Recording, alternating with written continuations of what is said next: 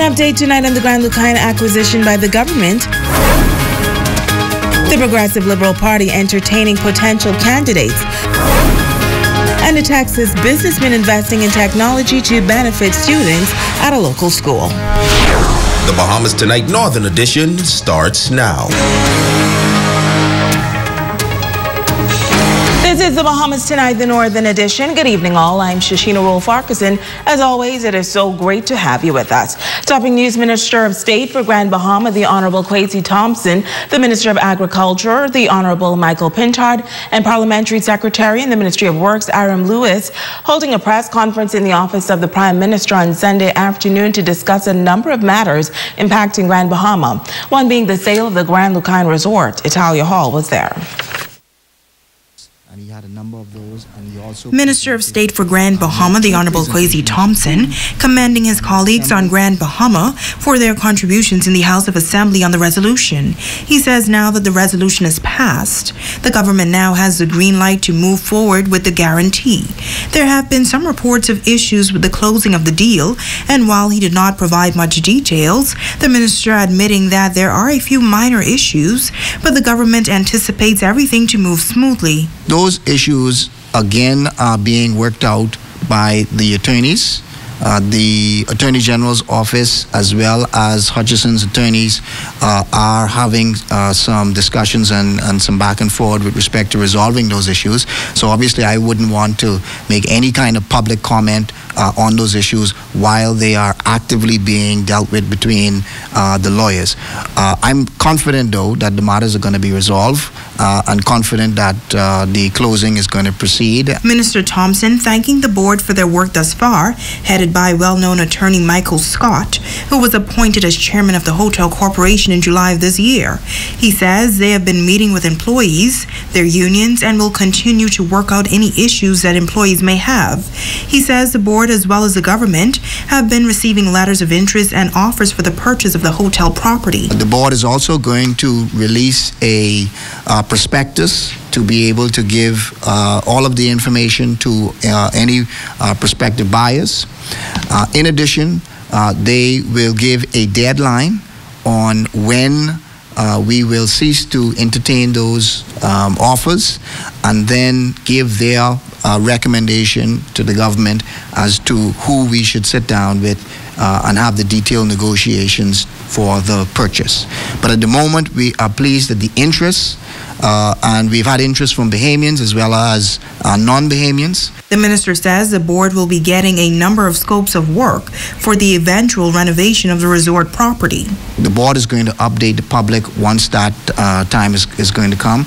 Obviously, we are very interested in the renovations so that we can look at employing some additional persons. Now, the minister says the Ministry of Tourism is now on board to help market the resort, adding that Bahamas Air will provide additional airlift for the hotel property as well. Reporting for ZNS Network News, I'm Italia Hall. Thanks, Italia. Well, American Airlines announcing that come next Monday, October 8th, the airline will be going cashless at the Freeport Grand Bahama International Airport. Passengers will be required to use a credit or debit card to make any transaction at the airport, including purchasing tickets and paying for checked baggage.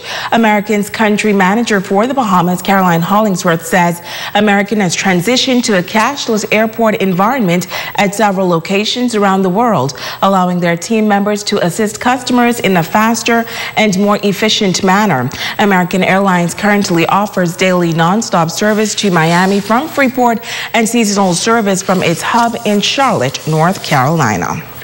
In other news, the police traffic division taking additional steps to enhance safety on the streets thanks to technology. The division is now cracking down on speeders and other traffic violators. Jay Philippe has the story.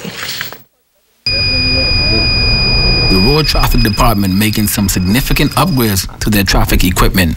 It's an innovative move in technology for the Royal Bahamas Police Force that has recently introduced a Pro Laser 3 gun to ensure that police continue to capture and monitor road safety as it relates to drivers.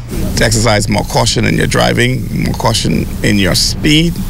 Our traffic department will certainly be out in good numbers at various locations, ensuring that you obey the speed rules of the road. And so we want you to be a little more cautious about yourself. The Road Traffic Department is seriously concerned about road safety. To date, there has been 12 fatalities, and police say many of them could have been avoided if more caution was taken. The Road Traffic Department is appealing to drivers to follow the traffic laws to avoid traffic offenses. We are appealing to our drivers in this exercise, and throughout the weekend, you'll see the police being very visible. We know that they've recently reopened school, and we have a lot of pedestrians, and particularly students on our streets, and we are concerned for their safety. And we ask that the general public work with us as the police department in governing yourself according to the rules. The Pro Laser 4 speed gun and the Laser Cam 4 devices are upgrades from the Pro Laser 3 that the department is presently using. These two new devices have improved functions that can help identify traffic violators more accurately. This can record a vehicle on a good clear day some 8,000 feet away, give you the speed and at what distance you would have been clocked at. The device also comes with a smaller device, which is the printer. Work Bluetooth together, and so once we capture you at that speed with the Pro Laser 4, we can then print out to you a ticket that will show the amount of speed that you were making and how far you were away when this device would have captured you. The new device that actually takes a photo of you, work the same way as the Pro Laser 4, but it can also take a picture of the vehicle at the speed, and then we also have a printer that can actually print out the make, model of the car with the license plate and everything. It is that good that you can also probably see the driver. Royal Bahamas Police Force Traffic Division has beefed up its tactics and strategies to combat road traffic violators. Reporting for ZNS Network News, I'm Jay Philippe. Thanks, Jay. Well, police are investigating an apparent drowning here on Grand Bahama. Reports are that officers were called to Silver Palm Street around 1 p.m. on Sunday, where it was reported that a group of persons were at that location when a man jumped into the canal. After the man did not resurface, another male went into the water and retrieved him. CPR was administered. However, he never regained consciousness. The victim was taken by ambulance to the Rand Memorial Hospital, where he was pronounced dead. And police are also investigating an attempted armed robbery overnight. They tell us that shortly after 9 p.m., two masked males, both armed with a firearm, entered a business establishment in Hunters, held up a security guard and a female employee and demanded cash. The female employee ran into the bathroom and was shot to the leg. Both bandits made their escape by foot without any cash. Police are actively investigating these matters and are appealing to the general public for information that can assist in this investigation. You can call 350-3107 through 12, 911-919, or you may call your nearest police station.